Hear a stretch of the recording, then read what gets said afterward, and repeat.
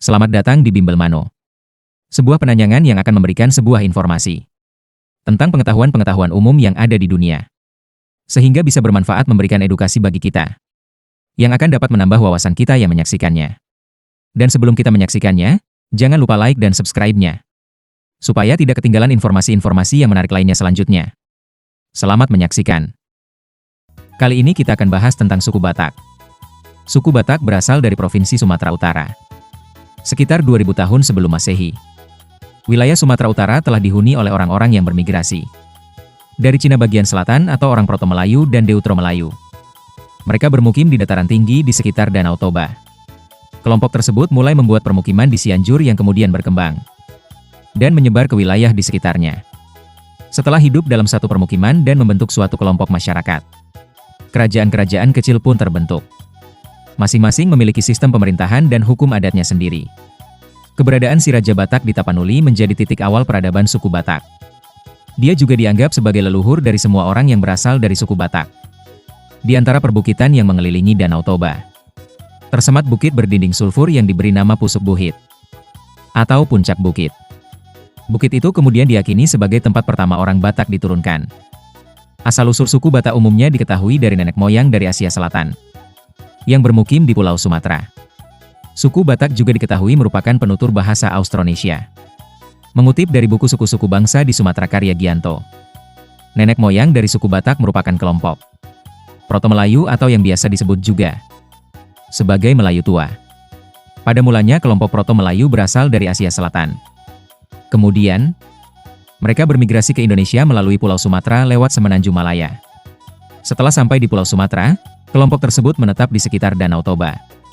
Kemudian, kelompok tersebut membuat permukiman di Cianjur mula-mula. Seiring berjalannya waktu, permukiman ini berkembang dan menyebar ke wilayah di sekitarnya. Berbicara tentang asal-usul dan sejarah, suku Batak memang terkadang menimbulkan kerancuan karena terdapat banyak versi. Hal ini diduga karena minimnya catatan sejarah dan literatur yang ditemukan, sehingga asal-usul dari suku ini belum dapat dipastikan sepenuhnya. Hasil penelitian The White Family Foundation menunjukkan bahwa asal-usul nenek moyang Batak itu berasal dari Afrika. Kurang lebih 50.000 hingga 60.000 tahun yang lalu, terjadi musim panas kering di Afrika. Mereka pun pindah ke bagian utara Afrika yang lebih sejuk dan lembab.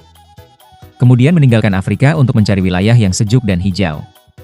Selanjutnya, sekitar 10.000 tahun kemudian, mereka pergi ke arah timur ke pegunungan di Asia Tengah, seperti Hindukush, Tian Shan dan Himalaya, yang terkenal dengan nama Tajikistan.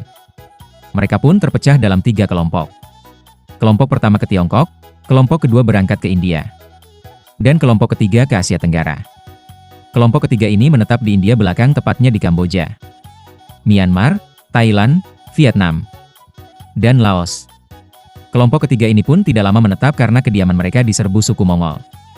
Mereka pun melewati lautan menuju daerah selatan yang lebih aman, dan terbagi ke beberapa wilayah, di antaranya Myanmar, Filipina, Taiwan, dan Indonesia, tepatnya di Sulawesi dan Sumatera. Dapat disimpulkan, berdasarkan penelitian The White Family Foundation, diduga bahwa leluhur suku Karen di Myanmar memiliki DNA sama dengan leluhur suku Batak karena DNA kedua suku tersebut, setelah diteliti, menghasilkan DNA haplogram 0M175 yang sama dengan DNA suku Afrika yang pindah ke India belakang. Sistem marga pada suku Batak. Suku Batak dibagi ke dalam 6 subsuku atau puak, yaitu Batak Toba, Karo, Mandailing, Pakpak, Simalungun, dan Angkola. Setiap puak memiliki nama-nama marganya masing-masing. Hal ini berkaitan dengan sistem kekerabatan. Adapun fungsinya adalah untuk memberi tanda adanya tali persaudaraan pada orang Batak yang bermarga dari puak yang sama. Orang Batak juga menganut paham patrilineal, yaitu paham garis keturunan Bapak, sehingga jika terdapat seorang anak dari suku Batak yang lahir, maka akan mengikut marga dari sang ayah. Penting untuk diketahui, hingga saat ini terdapat hampir 500 marga suku Batak, sehingga setiap puak memiliki banyak marga. Bagi orang Batak, sangat penting untuk mengetahui asal-usul atau dari keturunan mana orang tersebut berasal. Untuk mengetahui hal ini, suku Batak menggunakan tarombo atau silsilah garis keturunan. Dengan menggunakan tarombo, maka akan diketahui dari garis keturunan mana seseorang berasal, dan bagaimana posisinya pada marga tersebut. Serta dapat dirunutkan juga asal-usul keturunan orang tersebut, hingga sampai pada si Raja Batak. Bahasa suku Batak. Pada dasarnya, suku Batak adalah penutur dari bahasa Austronesia. Perkembangan zaman menciptakan transformasi pada bahasa yang dituturkan masyarakat Batak. Selain itu, ada 6 logat dalam bahasa Batak yang terbagi sesuai dengan puak apa dia berasal. Keenam logat tersebut adalah sebagai berikut. Logat Simalungun, digunakan oleh suku Batak Simalungun. Logat Pakpak, digunakan oleh suku Batak Pakpak. Logat Toba, digunakan oleh suku Batak Toba, Angkola, dan Mandailing. Logat Karo, digunakan oleh suku Batak Karo. Selain bahasa, orang Batak juga terkenal akan kemampuan sastranya dan mengembangkan bentuk tulisannya sendiri, yang berhubungan dengan bahasa Jawa kuno Sanskerta, sebelum kontak dengan dunia barat. Keaksaraan kerajinan Batak merupakan warisan dari para datu, dukun, dan mistikus yang mengarang buku-buku ritual atau pustaha. Dalam beberapa acara tertentu, mereka adalah seniman spesialis, yang membuat perlengkapan ritual dan pakaian kebesaran. Salam khas suku Batak. Orang Batak dikenal sebagai suku yang suka memberi salam khusus tiap bertemu orang lain, khususnya sesama orang Batak. Karena suku Batak terdiri dari beberapa puak, maka tiap puak Batak tentunya memiliki salam khasnya masing-masing. Berikut beberapa salam yang biasa diucapkan oleh masing-masing puak. Salam khas suku Batak Pakpak. Juah-juah mo banta karina. Salam khas suku Batak Karo. Mejuah-juah kita kerina. Salam khas suku Batak Toba. Horas jalaga BMA di hita saluhutna. Atau, Horas ton di matogu, pir ematon di madingin. Salam khas suku Batak Simalungun. Horas bantah haganupan, salam habonaran dubona. Salam khas suku Batak Mandailing dan Angkola. Horas ton di madingin pir ematon di matogu, sayur matua bulung. Dan, meskipun nampak berbeda, salam dari masing-masing puak Batak di atas kurang lebih memiliki arti yang sama, yaitu, kiranya kita semua dalam keadaan selamat dan sejahtera. Rumah adat suku Batak. Rumah adat suku Batak dinamakan rumah bolon. Rumah bolon bila diartikan dalam bahasa Indonesia berarti rumah besar. Julukan tersebut sesuai dengan penggambaran dari rumah bolon itu sendiri. Ukurannya besar, yakni memiliki panjang sekitar 10 hingga 20 meter. Dilihat dari jenisnya, rumah bolon termasuk ke dalam jenis rumah panggung, dengan ketinggian 2 meter. Penyangga atau dindingnya umumnya terbuat dari kayu. Keunikan rumah bolon terletak pada dinding miringnya, yang semakin ke atas akan semakin lebar. Bagian atas dindingnya pula dihiasi oleh ornamen ukiran khas Sumatera Utara. Selain itu, keunikan lainnya adalah anak tangga yang dibuat untuk menuju pintu masuk. Anak tangga rumah bolon selalu dibuat dalam jumlah ganjil. Pakaian adat suku Batak. Kain ulos menjadi simbol yang melekat dengan masyarakat Batak. Dalam setiap acara adat, kain ulos selalu digunakan sebagai identitas dan bentuk penghormatan kepada orang-orang yang menyelenggarakan suatu acara adat serta kepada sesamanya. Kain ulos digunakan hampir di seluruh subsuku adat Batak. Setiap daerah memiliki ciri khas pakaiannya masing-masing. 1. Batak Toba. Pakaian adat pria khas Batak Toba diberi nama ampe-ampe untuk atasan dan singkot untuk bawahan. Pada pakaian adat perempuan, bagian atasnya disebut hoba-hoba, dan bagian bawah disebut HN. Bulang-bulang adalah aksesoris penutup kepala yang digunakan oleh pria, sedangkan untuk wanita dilengkapi dengan tali-tali dan kain ulos. Pakaian ini digunakan saat upacara adat termasuk pesta pernikahan dan syukuran. 2. Batak Karo. Uisgara adalah kain yang hanya dimiliki oleh suku Batak Karo. Kain tersebut terbuat dari pintalan kapas dan biasanya berwarna merah. Warna itu kemudian dipadukan dengan benang berwarna perak atau emas agar menambah kesan menarik dan elegan. Kain uisgara biasanya digunakan dengan cara dililitkan ke sekitar badan dan sebagai tutup kepala yang dibentuk menjulang ke atas. Dahulu, perempuan dari Batak Karo menggunakan pakaian adat ini untuk sehari-hari. Kini pakaian tersebut digunakan saat upacara adat dan pesta pernikahan tiba. 3. Batak Mandailing.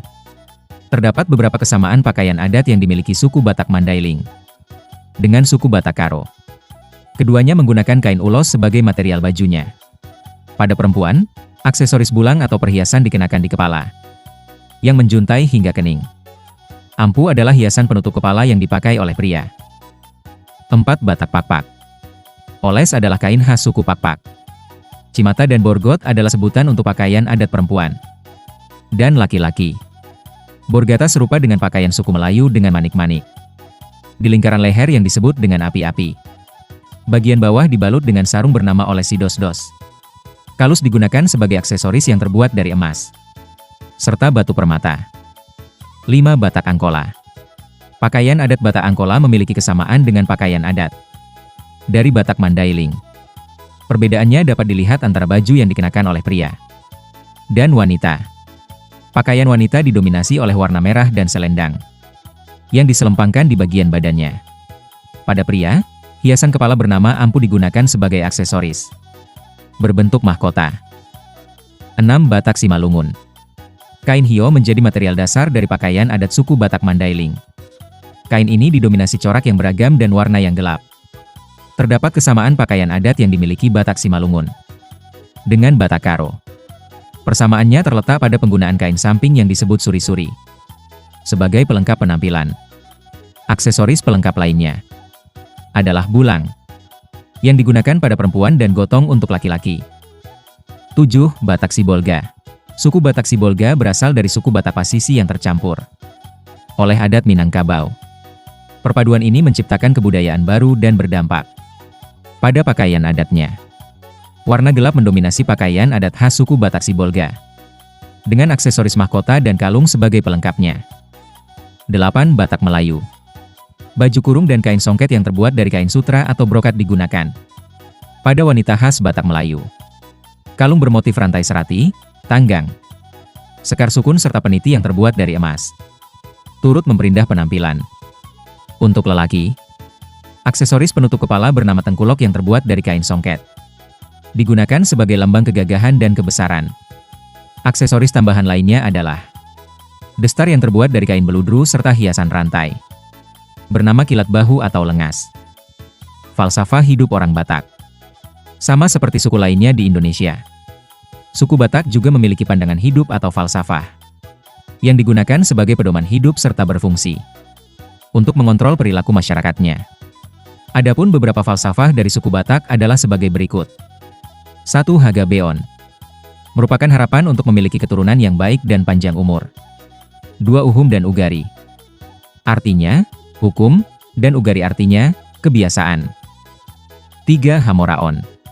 Falsafah yang satu ini bermakna kehormatan. Kehormatan di sini artinya keseimbangan antara materi dan spiritual. 4. Pengayoman.